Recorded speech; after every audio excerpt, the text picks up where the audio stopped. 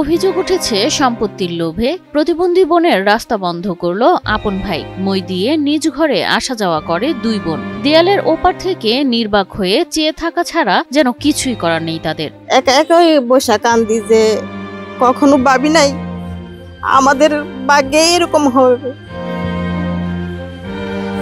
সগম দিয়া নামি সগম দিয়া উঠি বাজারতে এটাকে আনি সগম দিয়া নামি। বড় বোন মই দিয়ে কষ্ট করে আসা যাওয়া করলেও প্রতিবন্ধী হওয়ায় 1 বছরের বেশি সময় ধরে ঘর থেকে বের হতে পারছেন না 35 বছরের প্রতিবন্ধী বোন কামরুন নাহার। মনে করেন হামুক দিয়ে আদি আসি, এভাবে হাঁটি, এভাবে হাঁটা চলাফেরা করি, যা আমার প্রয়োজন যা কিছু এগুলি চালাই। হাঁটতে পারি না, চলাফেরা করতে পারি না। মনে করেন আমি ভিতর থেকে বাইরেও যেতে পারি না, রাস্তা মাস্তা নাই, কিছুই নাই। প্রতিবন্ধী ছোট বোনের ঘরের প্রবেশ পথ চতুর্দিক দিয়ে বন্ধ করে দিয়েছে আপন বড় ভাই, এমন অভিযোগ তুলেছেন দুই বোন। সম্পত্তির লোভে নিজের ভাইয়ের এমন নির্মমতায় নিজ ঘরেই আসা যাওয়া করতে ব্যবহার করতে হচ্ছে মই। কষ্ট কি, আমার ঠ্যাং আলু ব্যথা করে, 2 দিন ওইখান থেকে পড়ে গেছি, পড়ে ব্যথা পাইছি। অনেক কষ্ট, অনেক কষ্ট, কষ্ট বলা বাইরে কারো কাছে বলার জায়গা নাই। আমরা একসময় যে ভাইকে খাইয়ে পড়িয়ে টাকা দিয়ে বিদেশ পাঠিয়েছেন, এখন সেই ভাইয়ের জন্যই ঘরবন্দি দুই বোন। বান্দি কাজ কয় না, হে কাজ কইরা পরে হেরে হে বাইতে বিদেশ দিছি। আমার বোনের লেখাপড়া করাইছি, তারে মেট্রিক তামাতি পাস করাইছি। আমার বোনের গায়ের বুরকা বেচা তারে ফর্ম ফিল আপ করাইছি। আর এখন সে আমার বোনের খুন করতো দাউলিয়া ঘুরে। আপন ভাইয়ের এমন আচরণে বোনদের চোখে জলের জোয়ার, সাথে নানান হুমকির অভিযোগও করেন দুই বোন।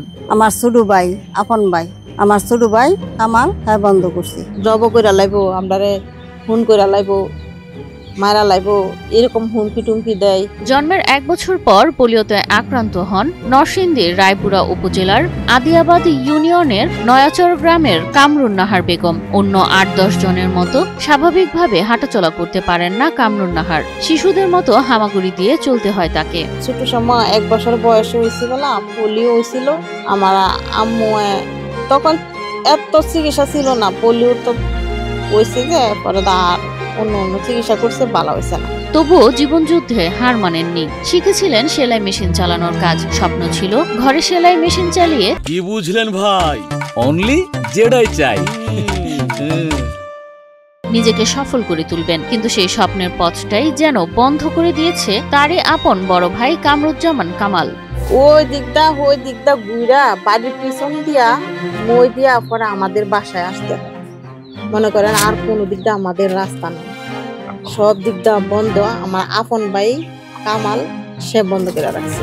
মানে আমি মনে আছে প্রতি মাসে আমি 2 থেকে 3 হাজার টাকা কাজ করতাম দর্জি কাজ কইরা, কিন্তু এই ইনকামের সোর্সটাও আমার বন্ধ করে দিয়েছি শুধু এই দিক কইরা।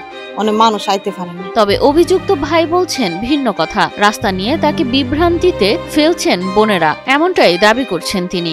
এরা বন্ধ করে এরাও আবার দাবি করতেছে আমার এই সম্পত্তির দিক দিয়ে এরা রাস্তা নেওয়ার জন্য, এবং বলে কি রাস্তা তো নিয়ে ছাড়ুম, তুই ক্যাম্পে শান্তিতে থাকস, এটাও আমরা 4-5 বলে দেখা স্যার।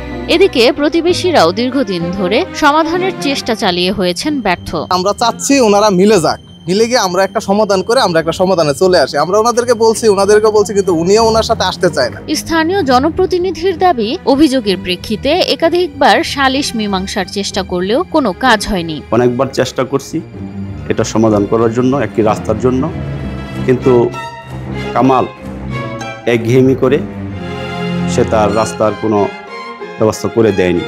রাস্তা বন্ধ করে দেওয়ার এখতিয়ার কারণেই ঘটনাটি অত্যন্ত অমানবিক বলে দ্রুত ব্যবস্থা নেওয়ার আশ্বাস দেন রায়পুরা থানার ওসি তদন্ত প্রবীর কুমার ঘোষ। মানবিকতার কারণে কেউ কখনো কারো রাস্তা আটকাতে পারবে না, সে যেই থাকে তার জায়গার উপর দিয়ে চলাচল করবে।